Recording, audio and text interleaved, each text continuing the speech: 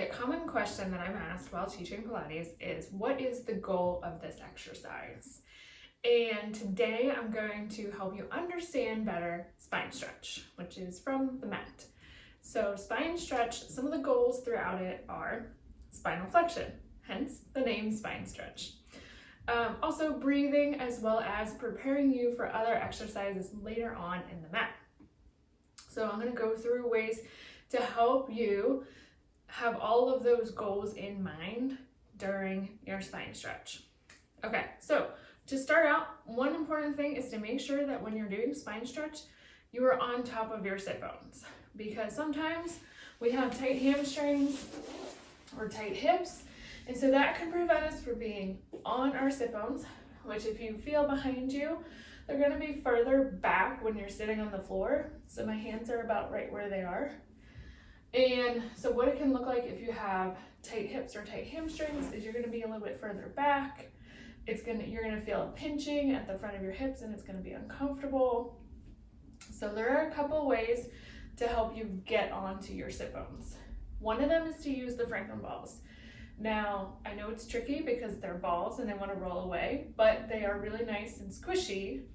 So it is still a very good option. So you would get on top of them, try to have them right underneath your sit bones. And so I pointed out where they were, so they're going to be a little further back. And then you can just enjoy it. And then you'll be able to sit upright without having to try to force yourself up. Okay, now another way to get on top of your sit bones is to use a yoga block. So I have two because sometimes it just doesn't feel like it's wide enough with one for our bodies. So there is absolutely nothing wrong with getting two. I usually just recommend it. You know, especially if your cat decides to chew on one named Petunia. Okay, so then here I am now sitting on the blocks with my sit bones on them. So you will notice that your legs are higher up off the floor than compared with the balls. So if you're one that likes to lock your knees, then you're going to want to use the balls versus the blocks. But if that's not an issue for you, then use the blocks. So two good options. Okay, so now spinal flexion. It is about our spine bending. So if you have your arms up towards the ceiling or here at shoulder height, when you're doing the exercise, you are trying to bend your spine forward.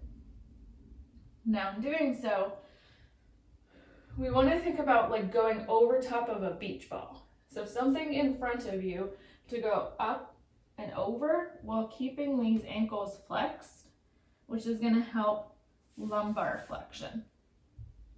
Because if we don't think of that beach ball being there, then it's going to look like this. And this essentially is just me bending my hips. So you do have hip flexion while you have spinal flexion, but we're not just trying to go only for hip flexion.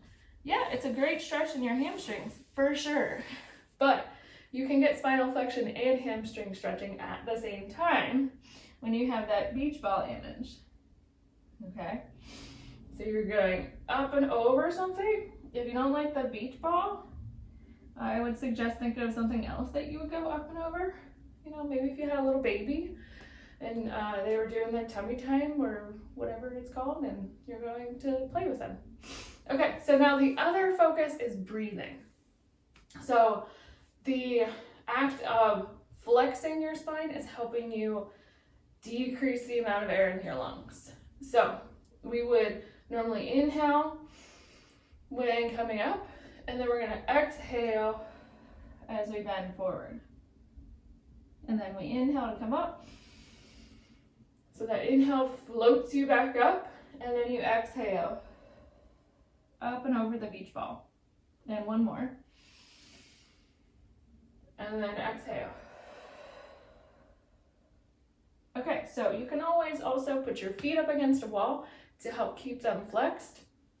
And Another way to see how helpful the breathing is to actually do the opposite. So instead of exhaling forward, you're going to inhale forward. Okay, so let's do a breath out. And then now inhale.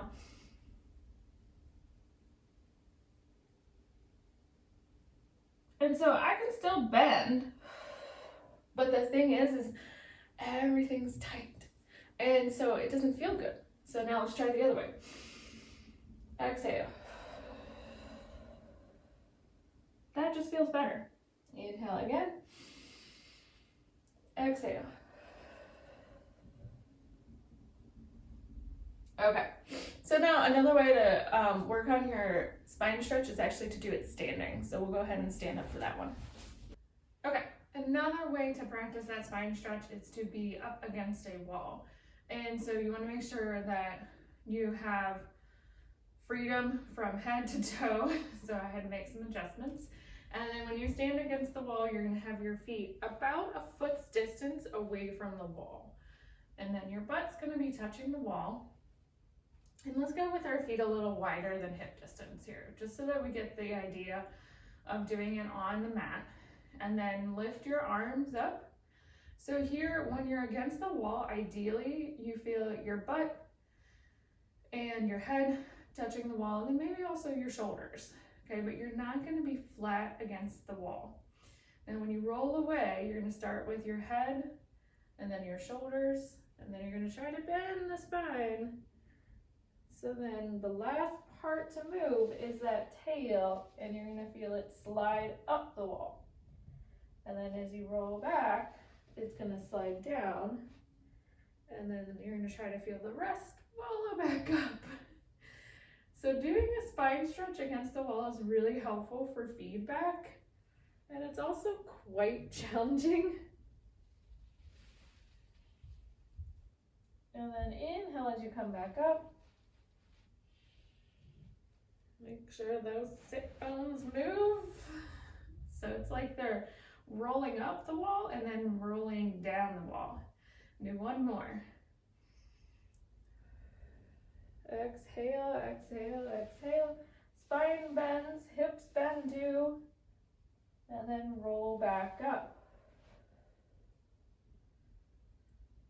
Okay, so there you have it, the spine stretch, answering what is the goal of this exercise.